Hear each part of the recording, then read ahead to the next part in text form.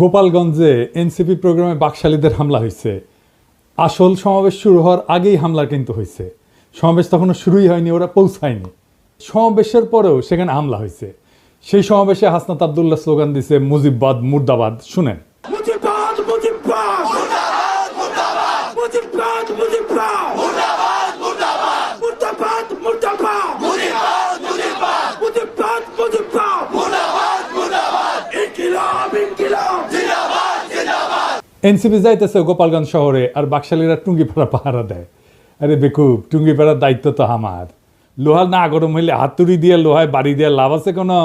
বাকশালীদের ঔদ্ধত্য আর জনগণের ঘৃণা সেই পর্যায়ে পৌঁছাইলে টুঙ্গিপাড়া জয় বাংলা হয়ে যাবে, কেউ ঠেকাইতে পারবে না। টুঙ্গিপাড়া বাঁচানির একমাত্র রাস্তা হইতেছে বাকশালীদের জাতির কাছে ক্ষমা চাওয়া, নয়তো অপেক্ষা করা লোহা গরম হওয়ার। পিনাকির শপথ মিস হয় না। যা কইছি করে দেখাবো ইনশাল্লাহ।